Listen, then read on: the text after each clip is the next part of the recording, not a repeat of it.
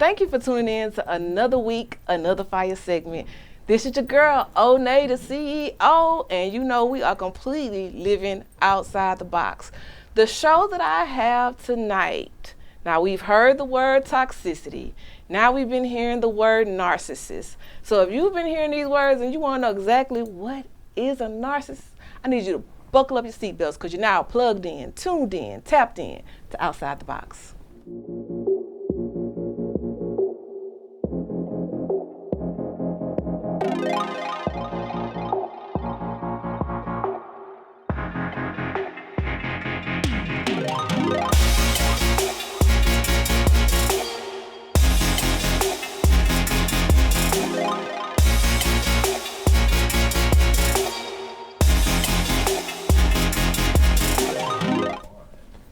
Now, narcissistic abuse is something that is not really spoken of in our community, speaking of the African American community. It's something that people shy away from. It's a tough conversation to have. And a tough thing to accept that you've dealt with, and you can suffer from shame. And at the time of my life, when I was suffering through shame, I sought YouTube University. And on YouTube University, I came across a beautiful young lady, much like myself, that was able to kind of help me heal from the inside out. So without further ado, I want to welcome her to Outside the Box because she has played a pivotal part in my healing journey. I want you guys to give it up for none other than Shannon Savoy. Yay! Thank you. Yeah, thank you for coming on Outside the Box. Yes. I just had to give you your flowers, girl, because it was nothing but divine alignment. Wasn't it though? And how we ran into each other. And I was like, girl, look, I watch your video. You know, that was so crazy. It was nobody but God. So I'm just so grateful to be able to have you on my couch. Thank you. So I want to give you an opportunity to tell our listeners and our viewers who you are and exactly what you do and what brings you to Outside the Box. Yes, thank Onney, the CEO, for having me here. First of all, I really appreciate it. My name is Shannon Savoy. I'm a certified narcissist abuse recovery coach, life coach, mentorship, prophetess of the gospel. I do it all, right? Like much like Onney. So I help women and men come out of narcissistic relationships to find their purpose, because there is purpose out of that pain. So that is my life's mission, to help others break the chains of narcissist abuse. Now, you started your own website, your own channel, your own platform, Narc Free Living. Yes. Can you tell me what inspired you to create that platform? Yeah, so after I got out of a narcissistic marriage, at the time I really didn't know what it was. You know, I was just going through a lot of turmoil.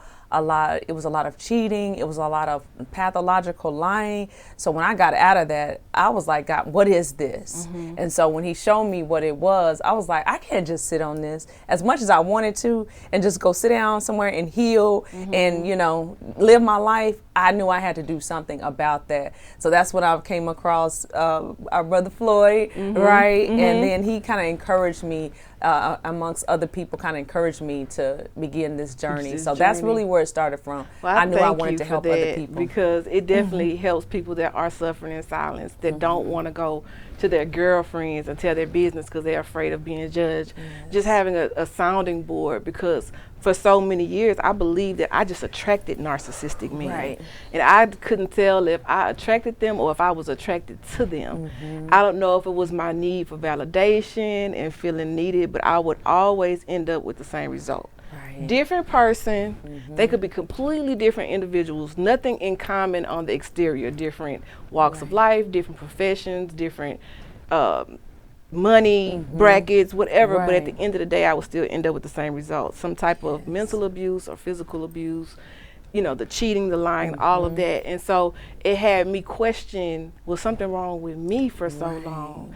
And so I didn't know who to tell that I kept finding myself in that same predicament. But when I went to YouTube University and came across narcissistic abuse, I was able to put a name to what I kept accepting, and it started to make sense. The love bombing, the gaslighting, the Yes. triangulation, the the cheating, the Darvo, Right. You've done your deny, homework. yeah, like what's the Darvo is deny, attack, reverse, reverse victim and offender. Right, Yes. right. So when I started noticing that, and then I started seeking how to be in control of my emotions.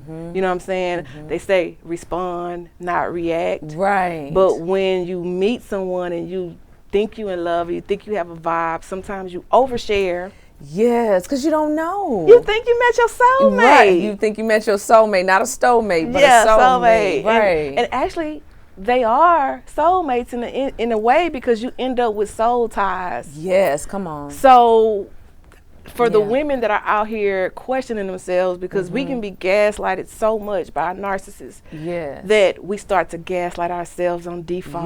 What do you Yes. say about that? Oh, that's so good. Look, you've done your homework. Look, I've been through it. I can't talk about it if somebody ain't Right. been through Hello, it now. that's me. I don't talk about what I've been through. I talked about what I lived and grew through. Yeah, that part. Right. So when you were saying about the Darvo, how they will be the actual perpetrator, but then they'll go and tell other people, they'll go to your friends, they'll go to your circle, and then they'll play the victim to the world, all the while you're the actual victim. We don't think of ourselves as a victim, but in this situation, you are the victim to their abuse, and they'll go paint it to the world that you're the perpetrator, and so everybody else is on that person's side. Why? Because they got to them first.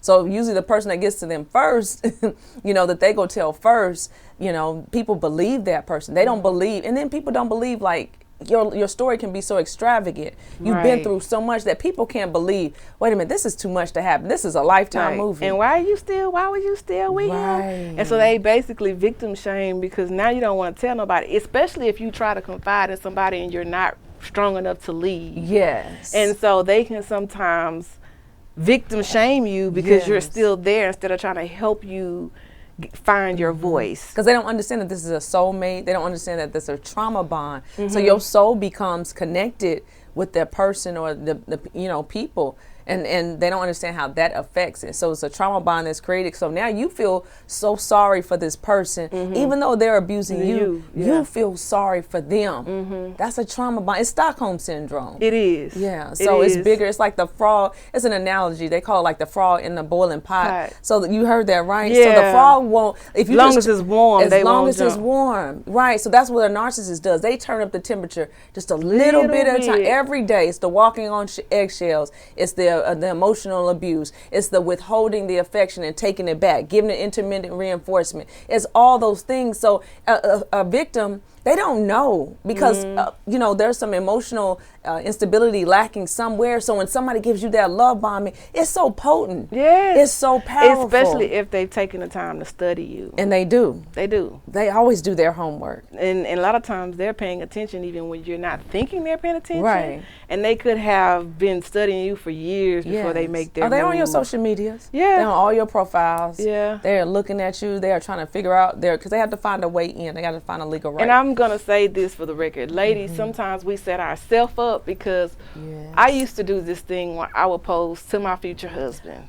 You know what I'm saying? You was giving them the notes. And so basically I was given a blueprint on how to play me, because these are all the things that I want. These are all the things I desire. And they would come in and they can mimic all those things. Yes. But then the mask slips. Right. So have you dealt with the mask slipping? What was your first experience with dealing with a narcissistic mask slip?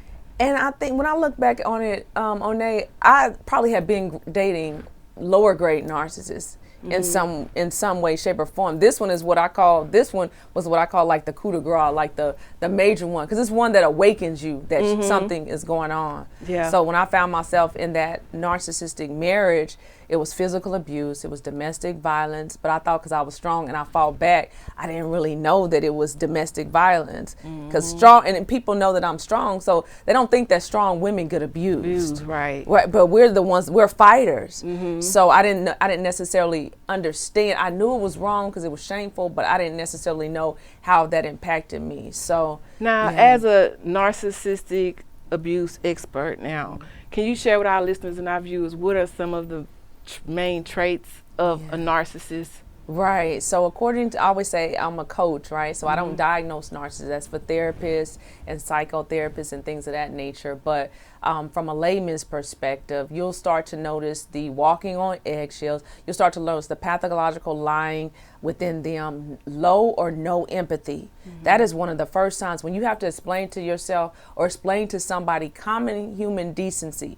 This is what, if somebody's in a relationship and they don't know what cheating is. They don't know that DMing people and on somebody's page just continually liking inappropriate pictures and stuff like that. That's a form of emotional abuse. People don't look at it like that, but that can be a form. It's the manipulation, the gaslighting. Low empathy and no empathy is one of the first major red signs, though. You'll start to notice a few of those traits and those signs. And then the using people, always exploiting people because they're users. So they have to be around people that are resourceful to them. Powerful. Powerful. They don't necessarily influential. I always say narcissists want a team. They want somebody that will give them time. They will want somebody that will give them energy and effort. They want somebody that will give them attention, and they want somebody that will give them money. So if you provide all those things, you will be. I was great Grade A supply. So So when you come to grips that you're in a narcissistic stronghold, and you try to find yourself, what are some tips that you can give women that may be listening and watching how to regain their strength? And you hit on it earlier, putting a name to it. So many people, like if you see, and this happens to men too, right? They'll just say, "Oh, she was crazy," not knowing that it's more to it than just somebody being crazy. This is somebody who is diabolical. This is how they go through life, manipulating people. So I say when you can acknowledge, as ugly as it is, I love the truth.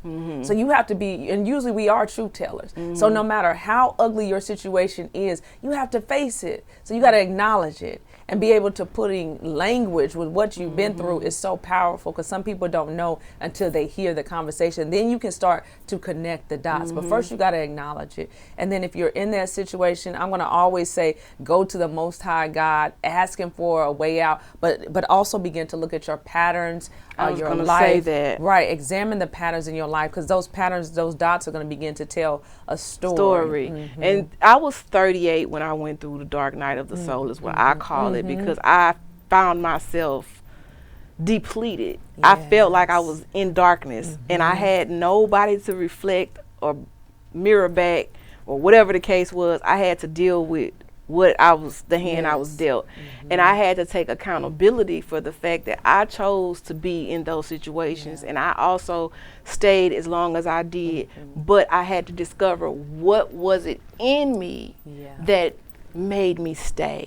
Where did that come from? And that came from childhood trauma that I had never healed. So I had to do the inner child healing in order to understand where I needed to be as an adult. And a lot of times we make the mistakes of thinking because we healed once from something that it can't happen again.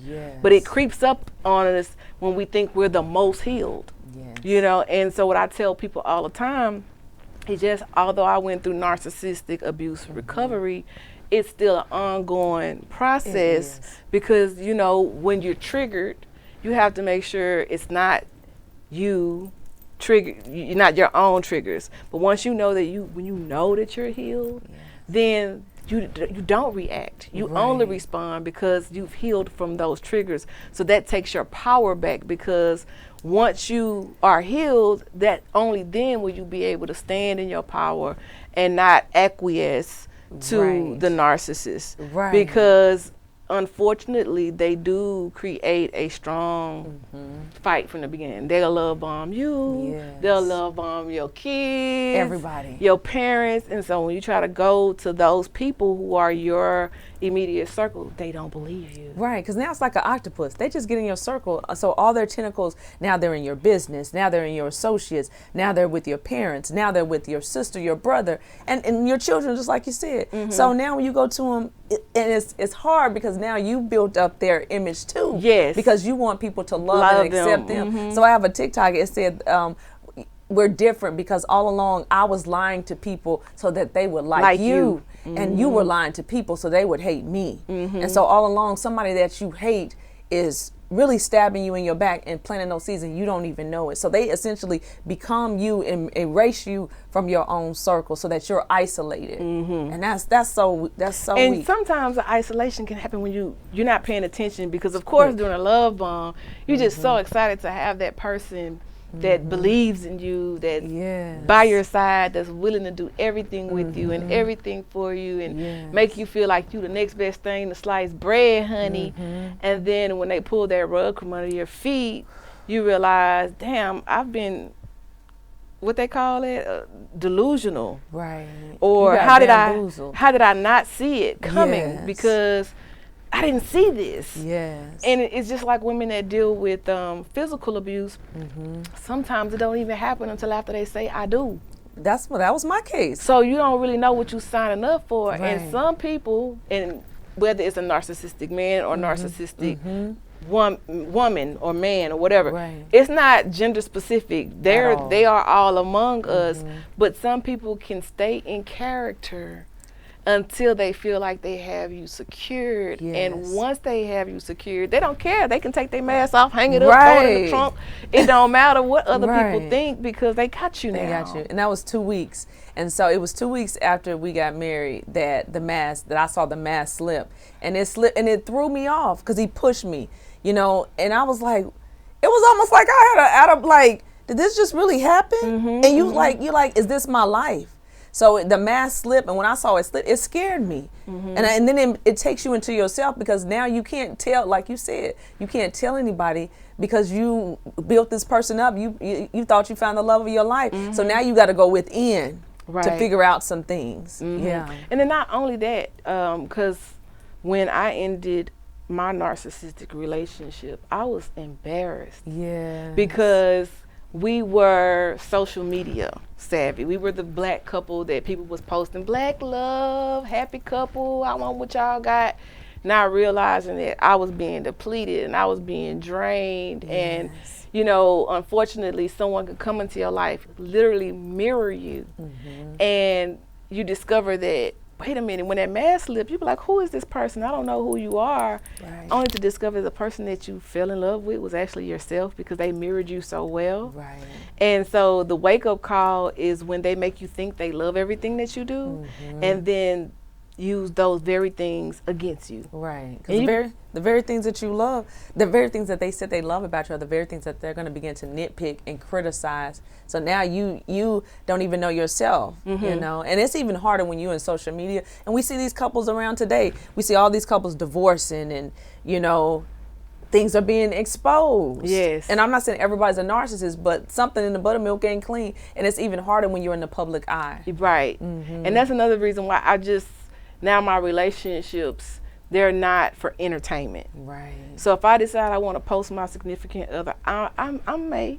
But I'm not finna flood y'all timeline with every time we have breakfast, every time we have lunch, every trip we go on, every date night we have. Like, we're not dating social media.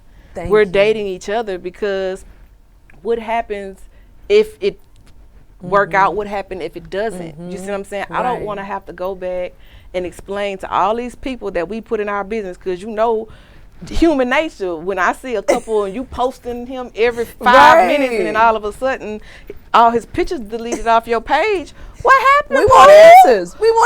I was invested in this relationship. So before I let people get overly invested in my relationship, let me make sure that my foundation is where it needs to be before I put everybody else on the floor that may or may not be stable. And so we end up in situations where we're proving to other people that we're happy when we really haven't proved it to ourselves. That's so good. Because when you're really happy, you don't have to do that. You know how many vacations I ain't never hit my social media feed? Everything is not for everybody. And I'm remarried, and I don't put, you know, me and my husband, we do this together. But on my page, you don't see. That's how I was before, because I was trying to prove something. I don't have anything. It's solid. I don't have anything to prove. Because I tell you what, the minute you start posting them, if he up to no good, baby, here they come, man, your DMs, girl. they calling you unknown. They on a fake page. Right. They gonna let you know. You know, I'm not saying hide it, but keep your, keep your Right. business to yourself. Yeah. That way people can't trigger you with things they don't know. Take Especially that when you've time. been through this. Yeah, when you've been through that, because we have our own triggers, and sometimes we think we're healed. It's just we haven't been triggered. Right. And that's when we realize that it's still some healing needs to be done, because Yes. this person saying this or doing this shouldn't cause me to respond this way Right. or react this way. Right. And when you're public, and see, every day you probably go through some level of it. And so on YouTube, like, that's what my biggest following. So I get trolls on there all the time, and they'll say things. But now it's like, when you a giant, I don't use my firepower for a fly. Yeah. You feel what I'm You're saying? right, Because right, I know right. who I am. Right. The old me, some of this stuff would have triggered me. Right. So that's why you have to know yourself. So people who don't know themselves and people who are ugly inside won't make you ugly. Because they're gonna try you.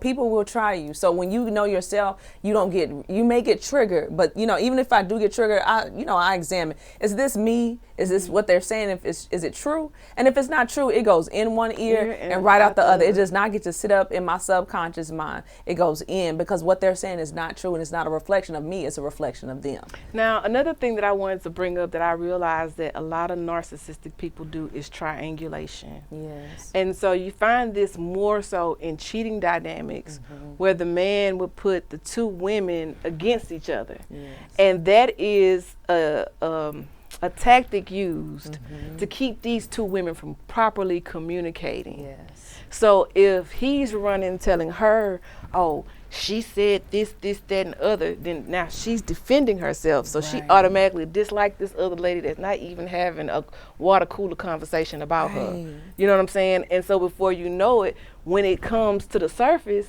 these two women at each other's neck, and the only common denominator of these women is him. Come on. You know what I'm saying? Yes. So I am big on not ever being mad at the other woman. That's me.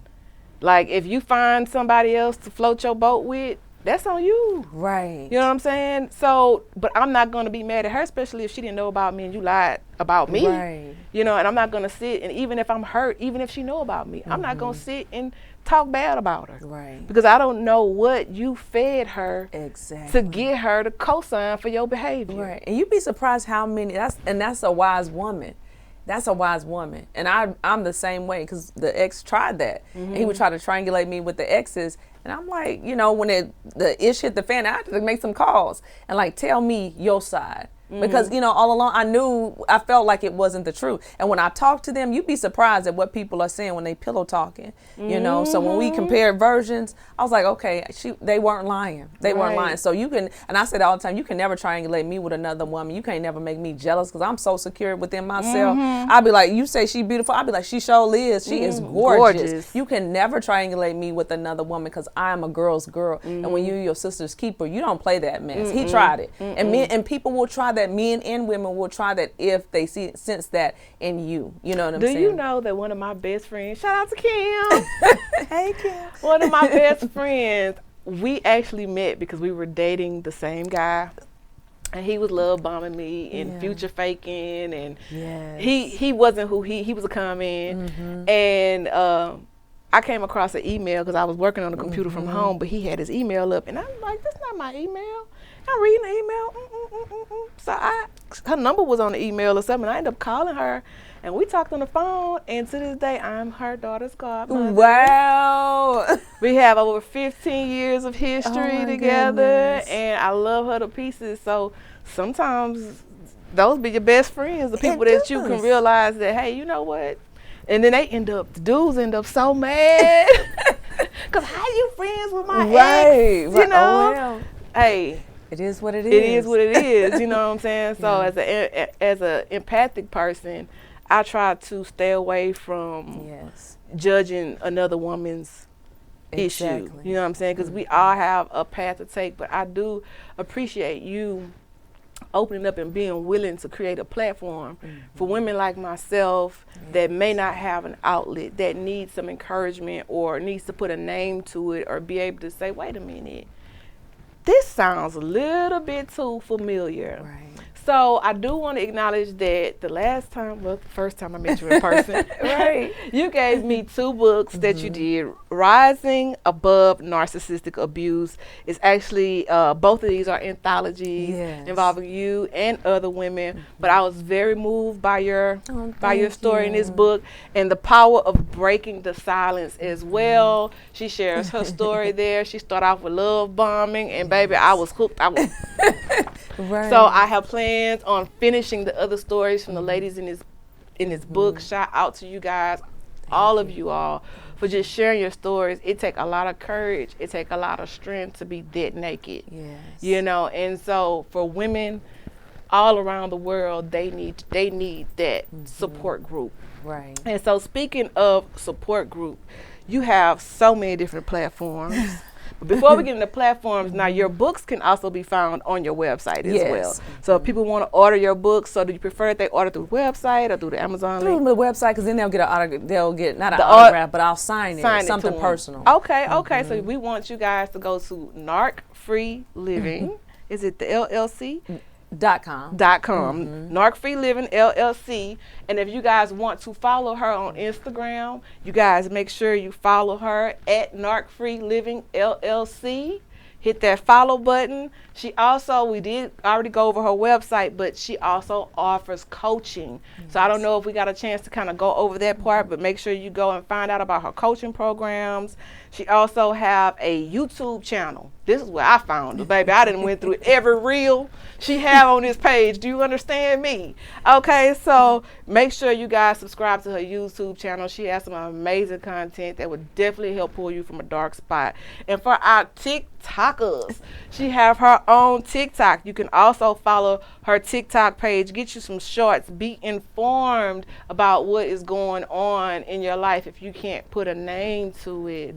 And I just want to thank you again. Thank you. I know that the conversation about narcissists is really longer than a 30-minute segment. It's more like an anthology, but I just wanted to raise awareness that there are resources out there. There are people that can relate to you that are sharing content on their platform. So if you feel embarrassed, if you feel like you don't have anyone to go to, anyone to talk to, you can go to platforms such as hers and get some words of wisdom or a sounding board to make sure that you're not gaslighting yourself through this process, okay? So make sure that you stay narc free by staying plugged in, tuned in, tapped in to what this beautiful woman has to share on her platforms. So I want to remind our viewers and our watchers that today's show has been powered by Swan Owl Sea Moss. Make sure you get your organic, wild-crafted sea moss from Swan Owl. I want to also remind you that we are on multiple platforms. You can find a platform that works for you. Google, Spotify, Hip Hop Street, Third Coast TV, iHeartRadio, Radio Public. We are everywhere. So be plugged in, tuned in, tapped in. And if you like the content that you hear today, I would love for you to come and join my personal community over on Oustide the Box with Onney's YouTube page. Hit that subscribe button, click the bell notification so that you can be notified the next time we drop a segment as well. And I am going to close out the show with a divorce poem by none other than myself. Before we go into that, I want to give you an opportunity because you said you had something that you wanted to say before we close out the show. Yes, I did. So I just again want to thank you. You are such an inspiration. You really are, more than you even know. And I'm just amazed at how God allowed our platforms and us to cross. So I know this will not be the last time. So I look forward you stuck with me now. Right. So I did want to give you something, and this is from Spotted Sweets and Treats here in Houston, and I wanted to give you this. So this is from me to you. Y'all know they love gifts now. Yes, honey. Late night snacks, y'all see. Y'all can see. And it's personalized and everything. Oh, they got my name on it, y'all. Yes. I'm really a sucker for love, so thank you You're so welcome. much. Just from me to you. Thank you. Yeah, thank you. This woman prayed for me last week. Every stronghold was broken, honey. Let me tell you, I'm in a whole new vibe. Yes. So I want to thank you guys for being plugged in, tuned in, tapped in. This is our show for the evening. Thank you. Thank you. And thank you guys. See you same time, same place next week.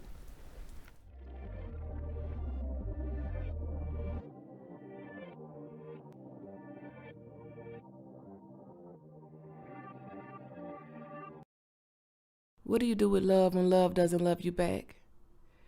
Do you settle for less than you deserve, or do you simply detach? I gave him the core of me till there wasn't any more of me, and even with all of me, it didn't stop him from committing adultery. The Bible tells husbands to love your wife as Christ loved the church. But first you have to find a husband that knows how to put God first. All the promises he made, he never kept. I stayed there and never left, but what did it get me? I looked past his flaws because we had history, but instead of praying with me, he prayed on me. He prayed on the fact that I was lonely. But how can I possibly blame him totally when I ignored all the warning signs that God was showing me? I learned the hard way that just because you pray doesn't mean you should stay. After saying I do, my new hobby became making the struggle look easy, carrying all the weight on my shoulders in fear that he would leave me and move on to the highest bidder. But being worth more is what I needed to consider. Divorce was the furthest thing from my mind, but when asking for his help or common ground was hard to find. They say a man that don't work, don't eat. But I was just helping him get on his feet. That's what I kept telling myself until I got those pictures with him and somebody else. Man, this man broke down my security and had me doing the most. I was checking everything, Twitter, IG, even his Facebook posts. How many times will I let the same man embarrass me? And all he had to offer me was another weak-ass apology. All of this from a man that wasn't even helping me on the rent. And somehow in all of this I'm supposed to be content? Sitting around waiting on a handout was never a part of my norm. But the more I tried to work for it, the more he wouldn't conform. He tried to break down my confidence by calling me materialistic. But to think that it was my job to take care of him made him real chauvinistic. Before we said I do, he promised to be true. He promised to provide, protect, and respect. They say you are what you accept. And to be with a man who refuses to build with you, ladies, is neglect.